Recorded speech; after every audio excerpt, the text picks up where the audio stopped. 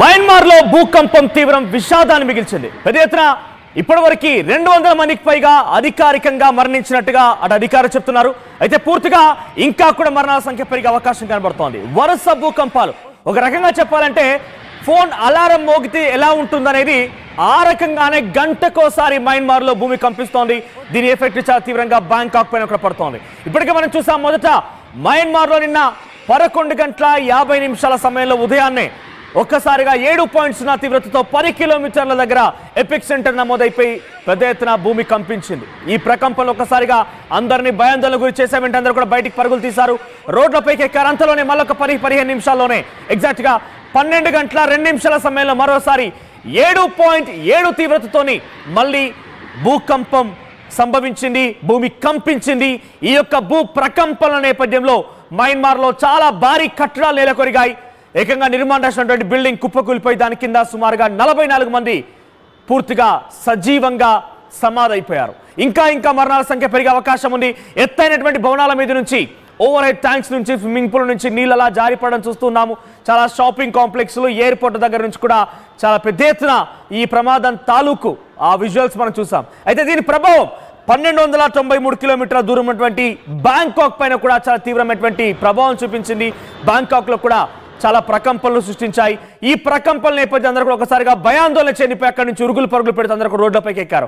చాలా మంది టూరిస్టులు ఇది సమ్మర్ కాబట్టి అక్కడికి వెళ్ళిపోయి కొంత రిఫ్రెష్మెంట్ కోసం వెళ్తున్నారు. సో ఆ రిఫ్రెష్మెంట్ నేపథ్యంలో చాలా మంది ఇప్పటికే బ్యాంకాక్ చేరుకున్నారు. అందరూ కూడా ఒకసారిగా భయభ్రాంతులకు లోనైపోయి తిరిగి వెంటనే బ్యాంకాక్ నుంచి మళ్ళీ తిరుగు ప్రయాణం ప్రారంభించేశారు. సో బ్యాంకాక్ పైన చాలా తీవ్ర ప్రభావం చూపించింది. ఈ రెండు దేశాల్లో కూడా, మయన్మార్, బ్యాంకాక్ రెండు చోట్ల కూడా చాలా తీవ్రమైనటువంటి ప్రకంపనలు రేకెత్తిస్తున్నాయి. అయితే అర్ధరాత్రి మరోసారి మయన్మార్లో మళ్ళీ భూకంపం వచ్చింది.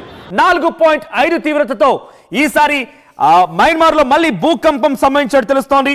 సో వరుసగా ఈ భూకంపాలకు సంబంధించి కొంత ఆందోళన కలిగిస్తోంది. సగైన్ ప్రాంతంలో 2 సార్లు 7.7 తీవ్రత అదే సగైన్ ప్రాంతంలో మయన్మార్లో భూమి కంపించింది. 10 కిలోమీటర్ల లోతులో ఎపిక్ సెంటర్ భూకంప కేంద్రాన్ని గుర్తించారు. ఆ తర్వాత వెంటనే మళ్ళీ అదే ప్రాంతంలో మళ్ళీ 4.5 తీవ్రతతో మళ్ళీ భూకంపం వచ్చింది.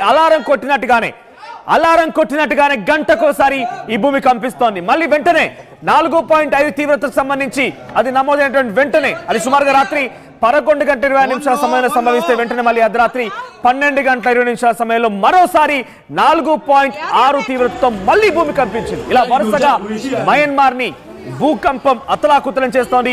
భూమి కంపించడంతో ఒక్కసారి అందరూ భయప్రాంతులు అవుతున్నారు. అక్కడ విజువల్స్ మీరు చూస్తున్నారు కదా, ఇటువంటి దారుణాలే, ఇటువంటి చాలా డేంజరస్ సినారియోని అక్కడ నమోదైంది. ఒకవైపుగా బిల్డింగ్ పూర్తిగా వంగిపోవడం, ఇంకోవైపుగా బిల్డింగ్ పై నుంచి ఆ ఎత్తైనటువంటి హై రైజ్ బిల్డింగ్ నుంచి, మల్టీ ఫ్లోర్ బిల్డింగ్ నుంచి ఆ నీళ్ళ కింద పడిపోవడం, చాలా చోట్ల కూడా వాటర్ ట్యాంక్ లో ఉన్నటువంటి వాటర్ పూర్తిగా కొప్పుకూలిపోవడం, బిల్డింగ్స్ కూలిపోవడం, నిల్చున్న ప్రజలు నిల్చున్నట్టుగానే ఊగిపోవడం.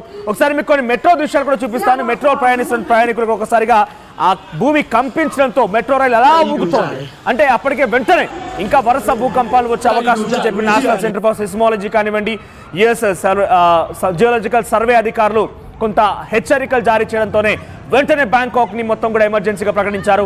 ఎమర్జెన్సీ సమావేశాన్ని ఏర్పాటు చేశారు. సో ఈ నేపథ్యంలో ఎక్కడెక్కడ ప్రజారవాణాన్ని మొత్తం కూడా నిలిపివేశారు. ప్రజెంట్ మనకు లేటెస్ట్ తాజా అప్డేట్ ప్రకారంగా భారతదేశం నుంచి కూడా సహాయార్థం 15 టన్నుల సహాయార్థం కొన్ని మెటీరియల్ వెళ్తున్నాయి. ఇప్పటికే భారతదేశం అంగీకరించింది. గుజరాత్ నుంచి వారిని తరలిస్తున్నారు. ప్రత్యేకమైన ఎయిర్ క్రాఫ్ట్ ద్వారా మయన్మార్ కి ఆ సహాయార్థం చర్యలు మొత్తం కూడా చేపడుతున్నారు. ఒకసారి ఆ దృశ్యాలను చూపిస్తాం. చూడండి, ఇక్కడ అదొక మల్టీ ఫ్లోర్ హై రైజ్ ప్రభుత్వం నుంచి నిర్మించబడినటువంటి బిల్డింగ్. ఆ బిల్డింగ్ ఒక్కసారిగా ఆ భూమి కంపించడంతో అలా కూలిపోయింది, నెలకొరిగిపోయింది. ఆ సమయంలో అందులో 44 మంది చిక్కుకొనిపోయి ఉన్నారు. 44 మంది కూడా సజీవంగా సమాధైపోయారు. ఇటువంటి దృశ్యాలు అనేకంగా ఉన్నాయి. చాలా ఇంకా కూడా దారుణమైన సిచ్యువేషన్ ఉంది. ప్రజెంట్ మయన్మార్లో ఇంటర్నెట్ పూర్తిగా స్తంభించిపోయింది. అక్కడ నుంచి కొన్ని విజువల్స్ ఏమైనా బయట రావాలన్నా కూడా చాలా ఆటంకం ఎదుర్కొంటున్నారు. సో కంప్లీట్గా ఎలక్ట్రిసిటీ సప్లై బంద్ అయిపోయింది, వాటర్ సప్లై బంద్ అయిపోయింది. కంప్లీట్గా ఒక రకంగా చెప్పాలంటే మయన్మార్లో ఎమర్జెన్సీ కొనసాగుతుంది. At the same time Bangkok పైన కూడా ఎమర్జెన్సీ ఎఫెక్ట్ చాలా తీవ్రంగా ఉంది. అక్కడికి వెళ్ళిపోయిన వారు ఏం చేయాలో అర్థం కాక దిక్కుతోచక చాలా అనేక ఇక్కట్లు ఎదుర్కొంటున్నారు. ఇప్పటికే చాలా దేశాలు కూడా, జపాన్ సానుభూతి వ్యక్తం చేసింది. చైనా నుంచి కూడా ఇప్పటికే ఆ రెస్క్యూ ఫోర్స్ వెళ్తున్నారు. సహాయార్థం చేపట్టేందుకు, రెస్క్యూ ఆపరేషన్ చేపట్టేందుకు చైనా నుంచి రెస్క్యూ ఫోర్స్ ఆపరేషన్స్ చేపట్టేందుకు అక్కడికి ఇప్పటికే మన్ డిప్లాయ్ అయ్యారు. ఇక ఇండియా నుంచి కూడా 15 టన్నుల మెటీరియల్ వెళ్తోంది. అది స్లీపింగ్ బెడ్స్ కానివ్వండి, టాబ్లెట్స్, యాంటీబయోటిక్స్, రకరకాలుగా సామాగ్రి వెళ్తోంది. ప్రత్యేక ఎయిర్ క్రాఫ్ట్ ద్వారా మయన్మార్ కి వాటన్ని కూడా తరలిస్తున్నారు. మీరు చూడండి రోడ్లపై ఇలా పరుగులు పెడుతున్నారు ఏంటి అనేది. ఒకసారి దీని తీవ్రత ఎలా ఉంది, 24 గంటలు ఎక్కడెక్కడ ఏ ప్రాంతాల్లో వచ్చిందని మీకు చూపించే ప్రయత్నం చేస్తా. మరొక బ్రేకింగ్ అప్డేట్ అంతోంది. ఆఫ్ఘనిస్తాన్ లో కూడా భూమి కంపించింది. ఆఫ్ఘనిస్తాన్ లో 4.5 తీవ్రతతో లేటెస్ట్ గా ఇప్పుడే కొన్ని నిమిషాల క్రితమే ఆఫ్ఘనిస్తాన్ లో కూడా భూమి కంపించింది. ఆఫ్ఘనిస్తాన్ లో కూడా సుమారుగా 4.2 తీవ్రతతో 25 కిలోమీటర్ల లోతులో ఈ ఎపిక్ సెంటర్ నమోదైంది, భూకంప కేంద్రం నమోదైంది. సో బదఖ్షాన్ బదఖ్షాన్ అనేటువంటి ప్రాంతంలో ఈ భూకంపం నమోదైంది. ఎగ్జాక్ట్ గా ఈ రోజు ఉదయాన్నే ఈ భూకంపం కొన్ని నిమిషాల వ్యవధిలోనే కొన్ని నిమిషాల క్రితమే ఈ భూకంపం నమోదైనట్టు తెలుస్తోంది. భూకంప కేంద్రాన్ని 25 కిలోమీటర్ల దూరంలో గుర్తించారు. సో ఎగ్జాక్ట్ గా ఈ 24 అవర్స్ లో ఎక్కడెక్కడ ఏ రకంగా భూకంపం నమోదైంది మీకు చూపించే ప్రయత్నం చేస్తాను నేను. 3.1 మ్యాగ్నిట్యూడ్ తో అలస్కా ప్రాంతంలో నమోదైంది 24 గంటల్లోనే. తర్వాత 4.2 మ్యాగ్నిట్యూడ్ తో ఆఫ్ఘనిస్తాన్ లో కొన్ని నిమిషాల క్రితమే. ఇక 6.6 తీవ్రతతో అట్లాంటిక్ రిడ్జ్ లో సెంట్రల్ మిడ్ లో కూడా ఈ భూకంపం నమోదైంది. మీరు చూస్తున్న విజువల్స్ ఉన్నాయి కదా, ఇది మయన్మార్ ఎయిర్పోర్ట్ దగ్గర, సారీ బ్యాంకాక్ ఎయిర్పోర్ట్ దగ్గర. ఇది బ్యాంకాక్ ఎయిర్పోర్ట్ దగ్గర ఒక్కసారిగా ఆ భూమి కంపించడంతో పైనటువంటి ఆ టెర్మినల్ సంబంధించి ఆ శిథిలాలు మొత్తం కూడా కింద పడిపోయాయి. అక్కడ ఉన్నటువంటి ప్రజలు ఒక్కసారి చూడండి, ఆ టెర్మినల్ మొత్తం కూడా కుప్పకూలిపై పడిపోతుంటే ఒక్కసారిగా పరుగులు పెడుతున్నారు. ఇక రైట్ సైడ్ విజువల్ మీకు కనబడుతుంది, చైనా నుంచి మెన్ డిప్లాయ్ అవుతున్నారు. రెస్క్యూ ఆపరేషన్స్ చేపట్టేందుకు చైనా నుంచి ఇప్పటికే మయన్మార్, బ్యాంకాక్ లాంటి ప్రాంతాలకు చేరుకున్నారు. అక్కడ రెస్క్యూ ఆపరేషన్స్ చేపట్టిన వారిని కూడా అక్కడ చేరుకున్నారు. సో చాలా డేంజరస్ సినారియో కొనసాగుతుంది. కనీసం అక్కడ వాటర్ సప్లై లేదు, ఎలక్ట్రిసిటీ సప్లై నిలిచిపోయింది, ఇంటర్నెట్ సప్లై లేదు. పూర్తిగా ఒక ఎమర్జెన్సీని తలపిస్తోంది మయన్మార్, బ్యాంకాక్ దేశాలన్నీ కూడా. ఇక మరోవైపుకి ఒకసారి నేను కంటిన్యూ చేస్తాను మళ్ళీ ఎక్కడెక్కడ ఈ ఎర్త్క్వేక్స్ వచ్చాయనేది. 4.3 మ్యాగ్నిట్యూడ్ తో నార్థన్ మెరీనా ఐలాండ్స్ లో కూడా ఇది నమోదైంది, పగా రీజియన్ లో. ఇక 4.5 మ్యాగ్నిట్యూడ్ తో మయన్మార్ లోని అర్ధరాత్రి 11 గంటల 20 నిమిషాలకి, మళ్ళీ వెంటనే 12 గంటల 26 నిమిషాలకి మయన్మార్ లో నమోదైంది. ఆ తర్వాత కజకిస్తాన్ లో కూడా 5.0 మ్యాగ్నిట్యూడ్ తో ఎర్త్క్వేక్ నమోదైంది. ఒకసారి మీకు క్లియర్ గా నేను మ్యాప్ లో చూపించే ప్రయత్నం చేస్తాను, ఎక్కడెక్కడ భూకంపాలు వస్తున్నాయి, దీని ప్రభావం ఎలా ఉంటుందని, ఎలా ట్రావెల్ అవుతుంది అనేది నేను చూపించే ప్రయత్నం చేస్తాను. ఒకసారి ఆ మ్యాప్ ఇక్కడ చూడండి. ఫస్ట్లీ మనం మాట్లాడుకుంటున్నాం ఇది మయన్మార్. సో మయన్మార్ దగ్గర ఫస్ట్లీ ఈ భూకంపం నమోదైంది, 7.0 నుంచి నమోదైంది. అంతకంటే ముందు కొన్ని దేశాల్లో కూడా ఈ నేపాల్, టిబెట్ లాంటి ప్రాంతాల్లో కూడా భూకంపం నమోదైంది. అయితే ఒకసారి మనం చూస్తున్నాం ఇక్కడ మయన్మార్, దీని ఎఫెక్ట్ అనేది 1200 కిలోమీటర్ దూరం ఉన్నటువంటి థాయిలాండ్ పైన పడింది. సో ఇక్కడ మీకు కనబడుతుంది కదా, మయన్మార్ నుంచి థాయిలాండ్ పైన ఈ ప్రభావం పడింది. ఆ తర్వాత బంగ్లాదేశ్ ఢాకాలో కూడా మధ్యాహ్నం సుమారుగా 12 గంటల ప్రాంతంలో 4.5 నుంచి సుమారుగా 6 ఆ తీవ్రతతో భూకంపం నమోదైంది. ఆ తర్వాత వెంటనే 2 రోజుల క్రితం నేపాల్లో ఇది నమోదైంది. అయితే ఇక్కడ మయన్మార్, బంగ్లాదేశ్ వీటి ప్రభావం ఈశాన్య రాష్ట్రాలైనటువంటి భారతదేశం కూడా పక్కనే కనిపించాయి. ఉత్తరాఖండ్ చమోలీలో భూకంపం నమోదైంది. అంత పెద్ద ఎత్తున ప్రమాదం అంటే అంతటి స్థాయిలో ఊహించని స్థాయిలో ప్రమాదం ఏం జరగకపోయినా కూడా భూకంపం అయితే నమోదైంది. మేఘాలయలో నమోదైంది, మయన్మార్లో నమోదైంది, ఈశాన్య రాష్ట్రమైనటువంటి అరుణాచల్ ప్రదేశ్లో నమోదైంది. 2 రోజుల వ్యవధిలో ఇవన్నీ భూకంపాలు నమోదవుతున్నాయి. తర్వాత ఇప్పుడు ఏకంగా ఆఫ్ఘనిస్తాన్లో కూడా ఈ భూకంపం నమోదైంది. ఆఫ్ఘనిస్తాన్లో కూడా ఈ భూకంపం నమోదైంది 4.5 తీవ్రతతో లేటెస్ట్ 2 నిమిషాల క్రితమే.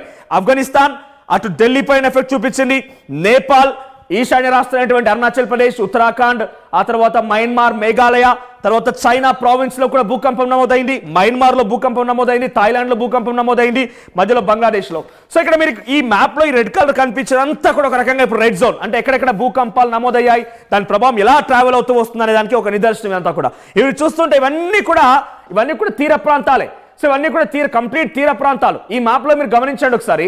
ఆఫ్ఘనిస్తాన్ లో ఇప్పుడు లేటెస్ట్ గా నమోదైంది, తర్వాత నేపాల్, బంగ్లాదేశ్, ఢిల్లీ ఎన్సీఆర్ లో, మేఘాలయ, మణిపూర్, బంగ్లాదేశ్, మయన్మార్, థాయిలాండ్ ఈ ప్రాంతాల్లో భూకంపం నమోదైంది. దానికి సంబంధించి ఇదంతా కూడా ఒక రకంగా చెప్పాలంటే రెడ్ జోన్ గా ఉంది. అంటే ఇప్పుడు భూకంపం వరుసగా నమోదవుతున్న క్రమంలో రెడ్ జోన్ గా ఉంది. అంటే మనం ఇదంతా కూడా ఒక మ్యాపింగ్ మనం చేస్తూ వెళ్తే ఈ రకంగా మ్యాపింగ్ కనబడుతోంది. మరి దీని ప్రభావం ఎలా ఉంటుంది?